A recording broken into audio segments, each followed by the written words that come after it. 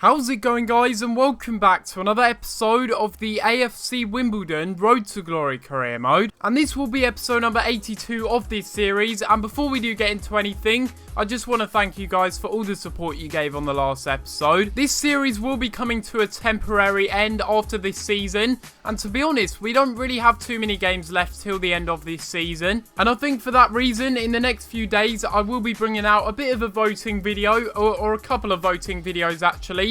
One to leave suggestions on for what career mode I should do next, and also another one to basically vote on the next career mode whilst we take a break from this one. But regardless, in this episode we are going to be playing quite a few games, and by the end of this episode I'm hopeful that we can get up to this Arsenal game. But unfortunately the first of the month sometimes brings some bad injury news, and we do have a training injury here for Jordan Obita, I believe it is, and he's going to be out for 4 weeks. That does suck a little bit, but luckily we've kept Jack Wolford and he can just fill in his place. We also have a youth squad monthly report, so we will take a little look at this one and see if we've got any good players that we could promote. I mean, Jeff Carson, he's looking pretty good.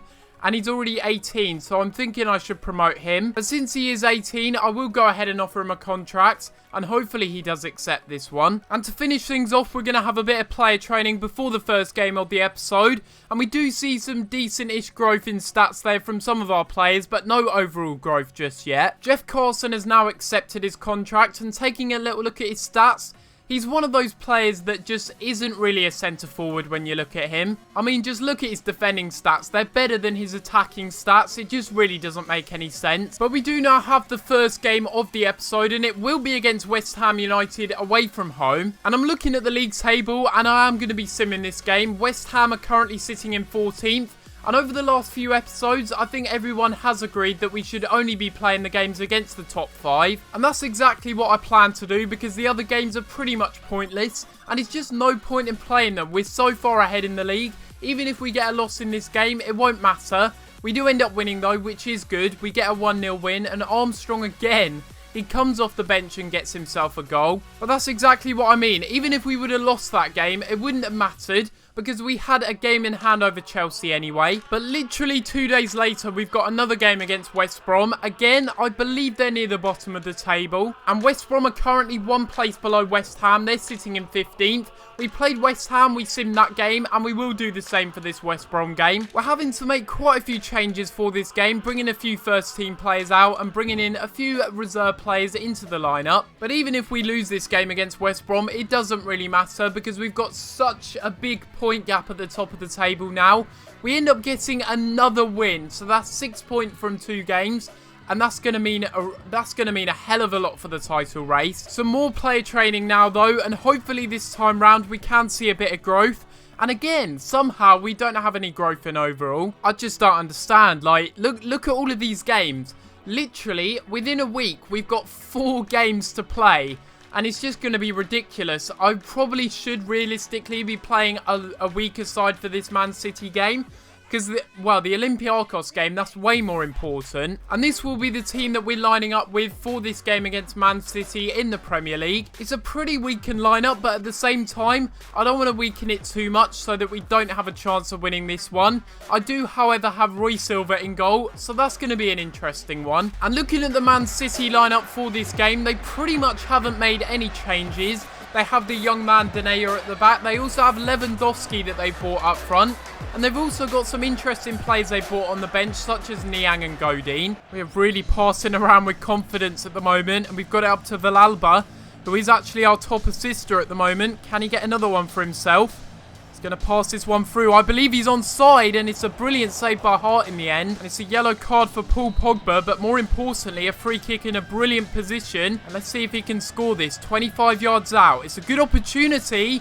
And a brilliant save by Joe Hart. That almost went in. And they've got a bit of passing going before half-time. It's to De Bruyne.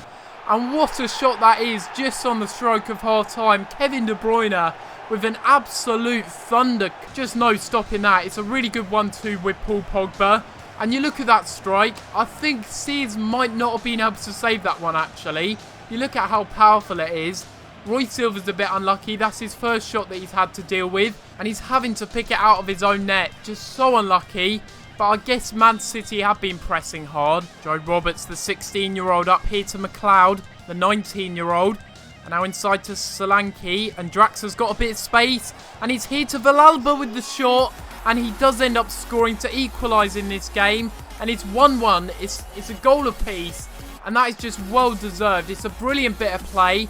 Draxler, literally seconds after coming off the bench, gets the assist as well. And it's a great goal by a player that hasn't really contributed too much goal scoring wise, but assists, he's been incredible this season. I think he's already got 7 assists in the league. And there we have it.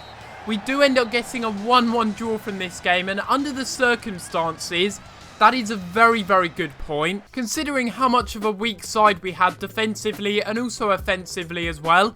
I think we've done really well in this game. Man City, they only had 1 shot on target, and that was that De Bruyne long shot. Apart from that, we really kept them at bay. But now we are going into the next game of the episode, and this one will be against Olympiakos. This will be in the Europa League as well. I believe this is the round of 16 now, and we are playing away from home. And because this game is away from home, you do know what that means. We are going to have a chance to get the away goal ruling for us. That helped us in the last leg, and hopefully it should do the same here. I'm not likely to know many, if any, of the Olympiakos players, but we will take a little look at their lineup anyway.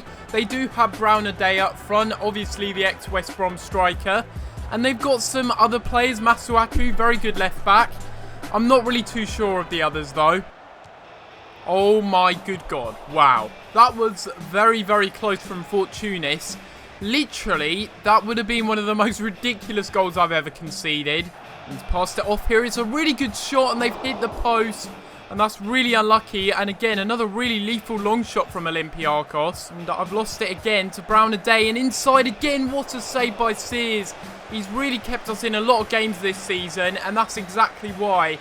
That's a world-class save. We've got to use his blistering pace because that's all he's really got. And we'll try and play it inside to Draxler, who's going to have a shot. And it's off the bar. The keeper's done so well there. And we've got incredibly unlucky again not to score. I have to say, we've done really, really well in this first half. We haven't really created too many chances. But when we have created them, we got very close with Draxler. But then again, Olympiakos have also gotten even closer. And it's not really a great delivery, to be honest. But it's somehow fallen out for them. Now it's Milojevic inside. And what a strike by Brown a day, scoring the first goal of the game. And that's completely out of nothing. It's just a ball lumped into the box, and it's really not going to anything. Brown a day picks it up. He nutmegs the defender as he has a shot. And that is just unstoppable. Again, another crazy long shot, a bit like De Bruyne's in the City game. There we go. That's a brilliant ball up here to Adam Armstrong. He's done really well. Can he score? No, he can't. What a save by the keeper in the advanced position. But here we go. This is good work. And again, it's here to Maitland-Niles. Can he do something here and maybe score? No, he can't. The keeper again makes a brilliant save. What can we do now?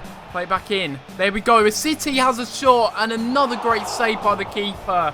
What's it going to take to get a goal in this game? Well, there we have it. It's not the end of the world, but at the same time, it doesn't really put us in the best position in the world. We do end up getting a 1-0 loss from this game against Olympiakos. It's not over yet.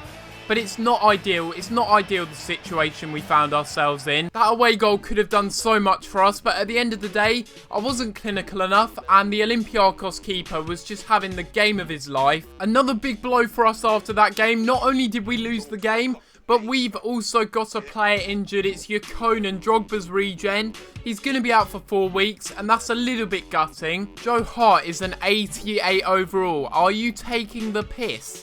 Really? Wow.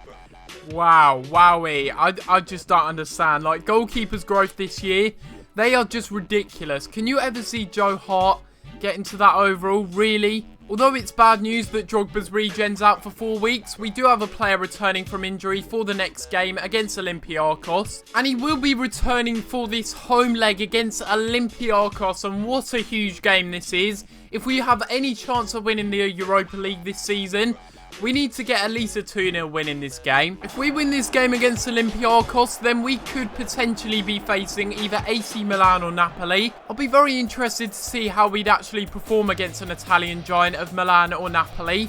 But, I mean, we have to win this game first. That's the first thing we've got to do. It's going to be Draxler out wide here. And a great pass again by Julian. And we're going to try and get inside. And here we go. We'll play it again. And it's going to be a City with the shot. Can he score? No. Damn it. That was so close. Come on, please. Let this be the chance. He's offside. He's offside. No, he's not. He's not offside. Oh, my God. I genuinely thought he was offside there just by the way he just wasn't celebrating. But we scored the goal. That has to be the most, like, unsuspecting reaction ever. I don't know who was keeping him onside, but I thought I hadn't timed the pass at all. And it's 1-1 as we go into the second half on aggregate.